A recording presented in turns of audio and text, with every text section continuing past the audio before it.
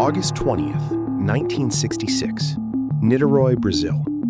An 18-year-old boy named Jorge da Costa Alves is hiking up the steep slopes of Vintém Hill, chasing a kite that drifted too far. The air is thick with the scent of tropical rain and damp earth. But as Jorge pushes through the dense undergrowth, the scent changes. Something is wrong. In a small clearing, he finds them. Two men. They aren't hikers. They are dressed in neat, formal suits, covered by identical, heavy, waterproof raincoats. They are lying flat on their backs, side by side, hands resting peacefully by their sides. At first, they look like they're just sleeping. But as Jorge steps closer, he sees it. The thing that will spark one of the most baffling cold cases in the history of South America. Covering their eyes are two crudely fashioned masks made of heavy, solid lead. No bullet wounds, no signs of a struggle, no robbery. Just two technicians, two masks, and a mystery that 50 years later remains completely unexplained. To understand how these men ended up on a desolate hilltop, we have to go back 3 days. Manoel Pereira da Cruz and Miguel José Viana were not occultists or madmen. They were respected electronic technicians from Campos, a city several hours away. They were men of science, or at least the science of their time. On the morning of August 17th, they told their families they were leaving to buy supplies for their workshop and a new car. They had a significant amount of cash on them, over 2 million cruceros.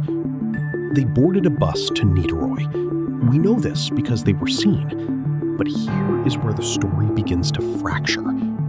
Witnesses at a local bar in Niterói reported that the duo arrived looking anxious. They bought a bottle of mineral water. The waitress noticed something strange about Miguel. He kept checking his watch, his hand trembling as he reached for the bottle. They were on a schedule, a deadline they couldn't miss. They left the bar and headed toward Vintém Hill. A local resident spotted them in a jeep with 2 other men who were never identified. Why were they going up a hill in a rainstorm, dressed in suits, carrying lead masks? When the police finally reached the bodies, they found a small notebook in Manuel's pocket. It contained a set of instructions. It looked like a recipe or a ritual. It read, 16:30, be at the agreed place. 18:30, swallow capsules. After effect, protect metals. Wait for mask signal. The metals were the lead masks. In the 1960s, any technician knew that lead was the only way to block radiation. This raises a terrifying question. What kind of signal were they expecting that required them to shield their eyes from lethal rays? And then there were the capsules. Here is the most frustrating part of the StoryVault, the autopsy. When the bodies were finally examined, the organs were already too decomposed for a standard toxicology report. But the coroner noted something chilling. There were no signs of violence, no heart attacks. It was as if their bodies simply stopped. Were the capsules poison? Or were they something else? A psychedelic? A sedative? Or perhaps something they believed would allow them to see into another dimension? Brazil in the 1960s was a hotbed for scientific spiritism, a strange blend of religious seances and pseudoscience.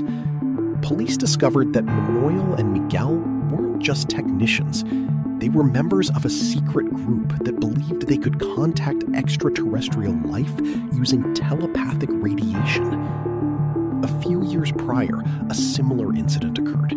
Another technician was found dead on a hilltop nearby, also wearing a lead mask. He had died while trying to receive a signal. The theory? They were lured to the hill by a guru or a con artist who who told them that at a specific time, a spacecraft would descend. He told them they needed the capsules to handle the vibrational shift and the lead masks to protect their eyes from the blinding light of the alien engines. Once the capsules, which were likely cyanide, took effect, the third party simply walked up, took the 2 million cruzeros, and left them to rot under the Brazilian sun. But the robbery theory has holes. If it was just a robbery, why the elaborate masks?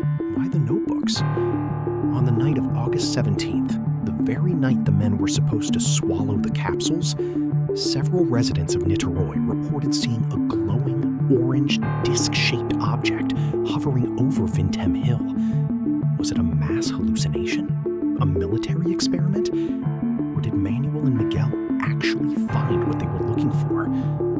When the police returned to the hill years later for a reenactment, they found that the grass in the exact spot where the bodies lay had never grown back. The lead masks case is a story of two men caught between two worlds, the world of hard electronics and the world of the impossible. Did they die because they were too gullible, victims of a cold-blooded thief? Or did they truly protect the metals and wait for the signal, only to realize too late that the price of the truth was their lives? The lead masks are now kept in a police museum, staring back at us with empty eyes. They're a silent reminder that some stories aren't meant to be solved. They are meant to be locked away. If you want to unlock more stories the world tried to forget, make sure to subscribe to StoryVault. What do you think the signal was? Leave a comment below. We read them all.